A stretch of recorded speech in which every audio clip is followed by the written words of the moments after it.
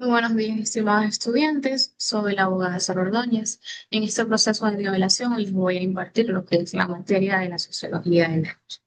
Algunos de ustedes saben qué es la sociología del derecho, tienen alguna idea de lo que es la sociología del derecho. Bueno, todo eso lo vamos a descubrir en el transcurso de esta clase. La sociología del derecho es algo vivo, es algo que nos rodea. Realmente la sociología del derecho es el estudio de la sociedad como tal. Entonces, es el derecho a un conjunto de reglas, una fuerza social viva. Soy el derecho no es normativa, no es ley, no es reglamento, no es todo lo que está escrito, es el comportamiento de la sociedad frente a las normas escritas. Ahora bien, existe lo que es un debate jurídico, el origen de ley, quién la crea, cómo se crean, por qué se crean, más que todo. Entonces, es muy importante identificar que existe un derecho natural y un derecho positivo. En este caso, el origen del derecho natural es que existen mediante principios morales universales, a menudo divinos, es todo aquel pensamiento que tenemos como humanos. Y el derecho positivo es lo creado por el humano, el legislador. Más que todo, el alcance o la validez que tiene el derecho natural depende de su alineación con los principios superiores, todo lo que es lo intrapersonal. En cambio, el derecho positivo depende mucho de la creación por una autoridad legítima, que en este caso son quienes se dedican a crear las leyes mediante el poder legislativo. Entonces, el derecho natural es lo que se descubre y el derecho positivo es lo que se crea. En este debate realmente se pierde lo que es esencial, es decir, ¿qué es lo fundamental del estudio de esta ciencia, de esta disciplina? Es ver el derecho en acción.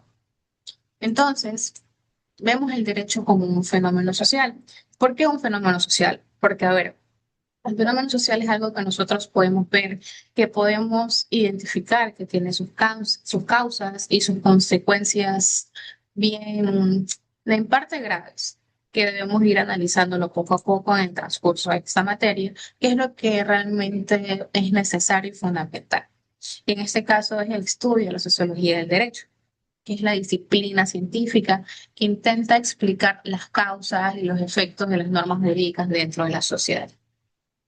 Entonces, bien, como para poder plasmarlo en un ejemplo práctico, sería el partido de fútbol, a quienes no les gusta el fútbol, o bueno, en su mayoría. Entonces, viéndolo como una analogía, ¿quién ve las normas de la FIFA? ¿Quién estudia el reglamento de la FIFA? Más bien nosotros vemos el comportamiento humano, es decir, a los jugadores, las estrategias que usan, el que está en la defensa, el que es portero, el que es delantero. Entonces, aterrizándolo en el estudio de la sociología jurídica, no se queda simplemente en el manual, el reglamento de la FIFA, qué es lo que debe hacer el árbitro, qué es lo que deben hacer los jugadores mediante la normativa escrita, sino que la sociología jurídica ve el comportamiento de los jugadores en la cancha. Entonces lo aterrizamos en tres perspectivas clásicas.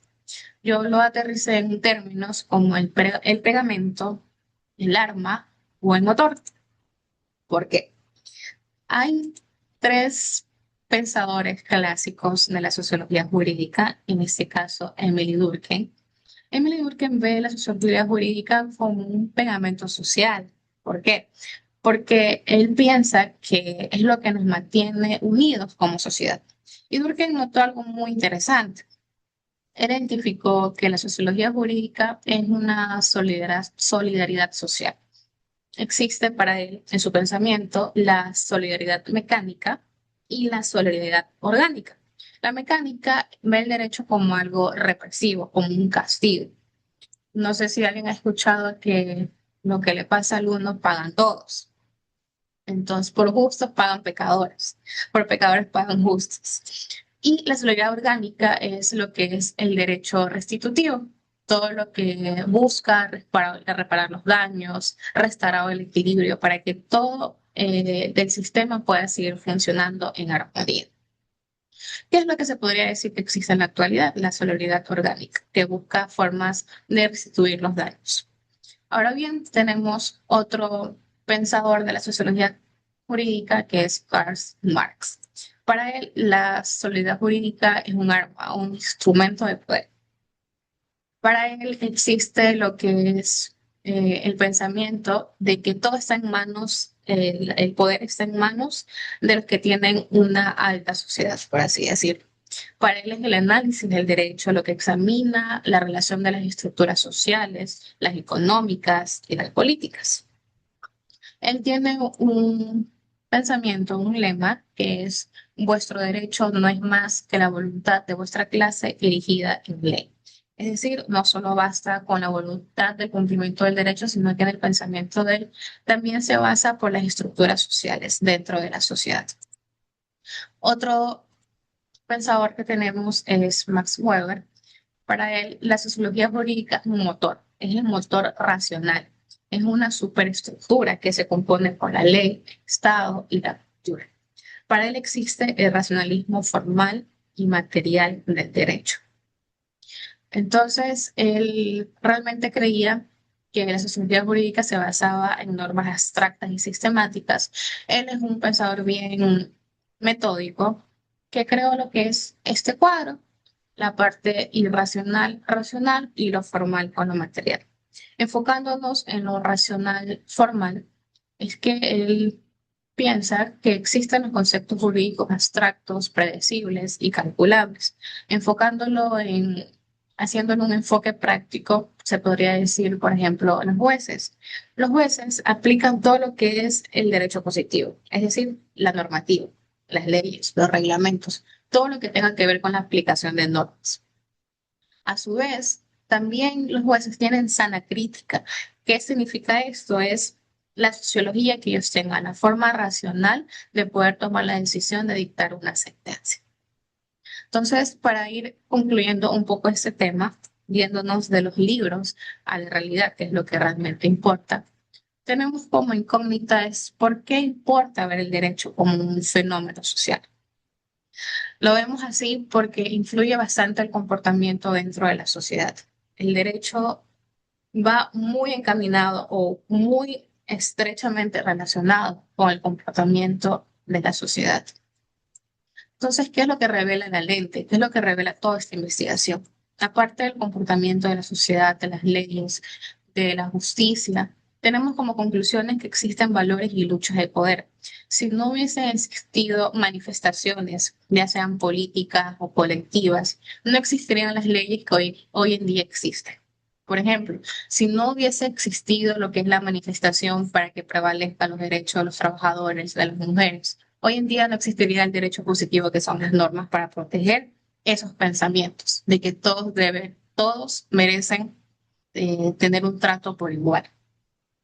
Entonces, enfocándonos en la eficacia social, que vendría a ser la sociología jurídica, y la validez en la ley, que vendría a ser el derecho positivo, y las consecuencias sociales que conlleva esto. Entonces, para concluir, tenemos la diferenciación entre el derecho positivo y la sociología jurídica, que el derecho positivo es el conjunto de normas jurídicas creadas por la parte legislativa del Estado. Y la sociología jurídica es la rama de la sociología que estudia el comportamiento de la sociedad como un fenómeno social. La finalidad del derecho positivo es regular la conducta mediante las normas. En cambio, la finalidad de la sociología jurídica es analizar cómo el derecho influye en la sociedad y viceversa. Entonces, un ejemplo muy claro del derecho positivo vendría a ser el Código Civil, el Código Penal, las leyes laborales vigentes, la Constitución. Y la sociología jurídica es el estudio por qué ciertas leyes no se cumplen en determinados grupos sociales y qué leyes deberían cumplirse o qué leyes deberían crearse. Eso es todo, estimados estudiantes. Espero que esta clase realmente haya sido muy importante para su desarrollo a lo largo de la carrera y más que todo tener presente que los conceptos de derecho positivo y sociología jurídica tienen que ir de la mano con el funcionamiento de la sociedad encaminada a la creación y aplicación de las leyes. Muchas gracias.